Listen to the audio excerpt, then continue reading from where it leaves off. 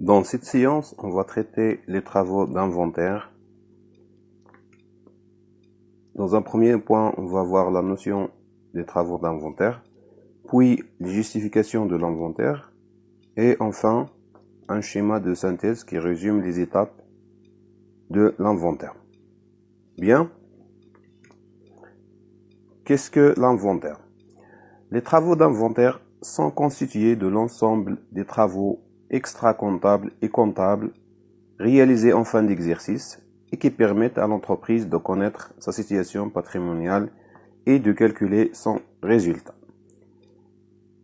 Donc à la fin de l'exercice, on procède à un inventaire des éléments du patrimoine de l'entreprise, c'est-à-dire les éléments d'actifs et du passif à travers l'ensemble des fiches d'inventaire, puis les enregistrer ces travaux d'inventaire au niveau comptable, qu'on appelle les travaux comptables, sous forme d'écriture comptable dans le journal de l'entreprise.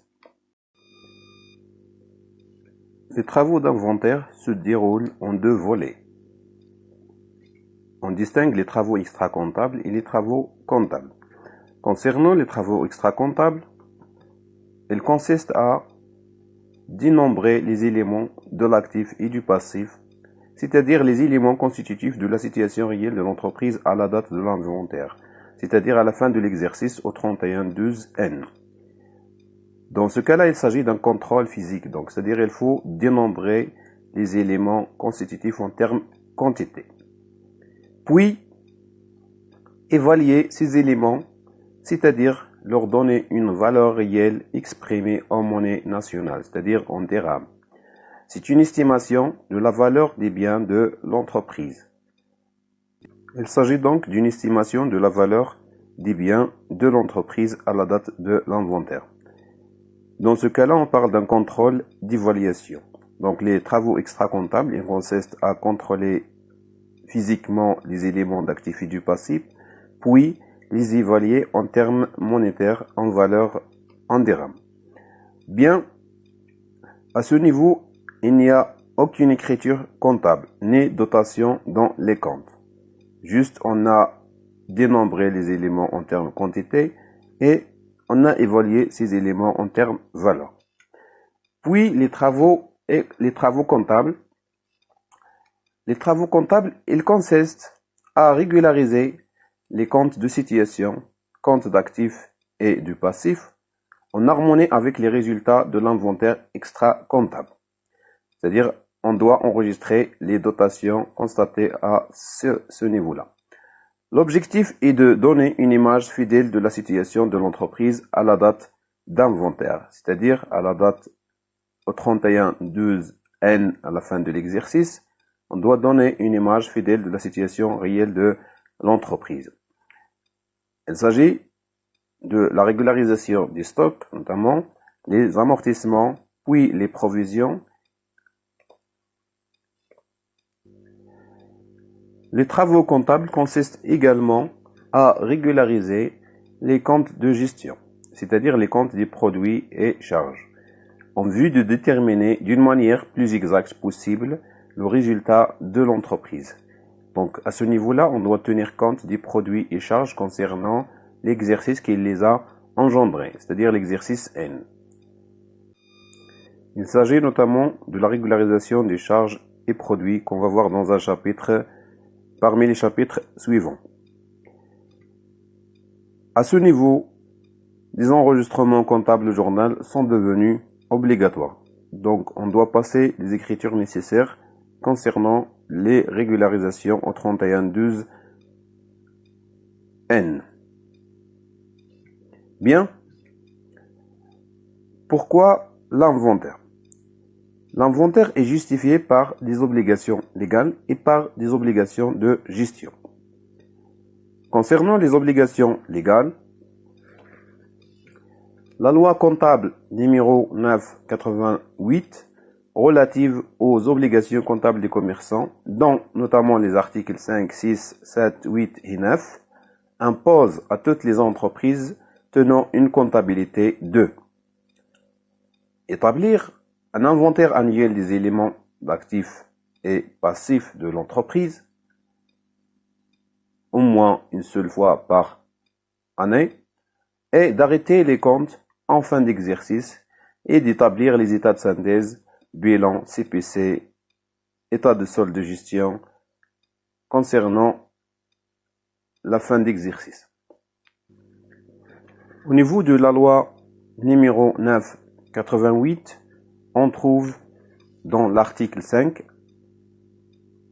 qui est relatif à l'inventaire physique, la valeur des éléments actifs et passifs de l'entreprise doivent faire l'objet d'un inventaire au moins une fois par exercice à la fin de celui-ci. C'est-à-dire que l'article 5 impose aux entreprises d'avoir un inventaire au moins une seule fois par exercice comptable à la fin de celui-ci.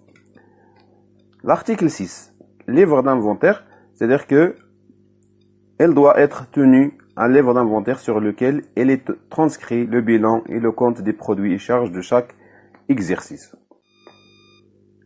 À côté de la loi numéro 9/88, au niveau fiscal, l'administration fiscale doit recevoir le bilan, le CPC et l'état d'information complémentaire pour calculer l'impôt dû de l'exercice concerné.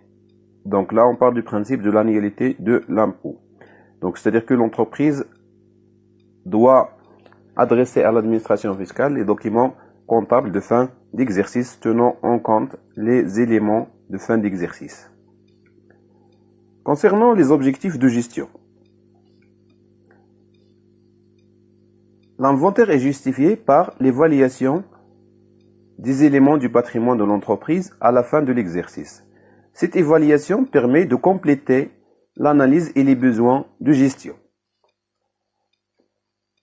Deuxièmement, c'est de régulariser et arrêter les comptes annuels afin de donner une image fidèle du patrimoine de l'entreprise, de sa situation financière et de ses résultats. Sachant que certains éléments manquent à la fin de l'exercice, donc pour donner une image fidèle et pour savoir la situation financière et les résultats de l'entreprise d'une manière plus exacte, donc on doit tenir compte de travaux d'inventaire. Les travaux d'inventaire ont pour objectif l'établissement des états de synthèse qui servent de documents essentiels pour l'entreprise et également pour ses tiers. Les états de synthèse sont des documents de base pour prendre des décisions en matière de gestion de l'entreprise. Ils sont également des documents essentiels pour les tiers pour avoir des informations sur l'entreprise concernée. Bien. Les états de synthèse, le bilan, le CPC, l'état d'information complémentaire, l'état des soldes de gestion et le tableau de financement résument la situation financière et les résultats réalisés par l'entreprise. Et de ce fait, ils donnent une image sur la situation financière de l'entreprise. En effet, les travaux d'inventaire donnent une vue d'ensemble parfaite de la situation et de la gestion de l'entreprise. Donc, c'est-à-dire en tenant compte des éléments manquants à la fin de l'exercice par le moyen des travaux d'inventaire. De ce fait, on vient d'avoir une vue d'ensemble parfaite sur la situation de l'entreprise. Passons maintenant aux étapes de l'inventaire à travers le schéma synthèse suivant. On a la balance avant inventaire. Il comprend les soldes de tous les comptes avant inventaire, c'est-à-dire toutes les opérations courantes réalisées au cours de l'exercice sont enregistrées au niveau de la balance avant inventaire. Sauf les éléments de fin d'exercice, ou bien les travaux de fin d'exercice ne sont pas pris en considération par la balance avant inventaire. Puis, lorsqu'on réalise un inventaire extra-comptable, on essaye de dénombrer et d'évaluer tous les éléments du patrimoine de l'entreprise, c'est-à-dire les éléments d'actifs et du passif. Par la suite, on doit passer aux régularisations et redressements des comptes, c'est-à-dire à l'enregistrement des écritures comptables au niveau du journal concernant l'inventaire. Donc les écritures d'inventaire qui concernent les stocks, les amortissements, les provisions et les comptes de gestion. Donc c'est-à-dire on doit enregistrer toutes les opérations de fin d'exercice concernant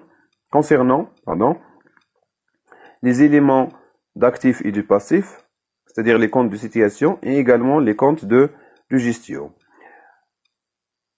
Donc, lorsqu'on termine avec ces opérations, on doit constituer une balance après inventaire.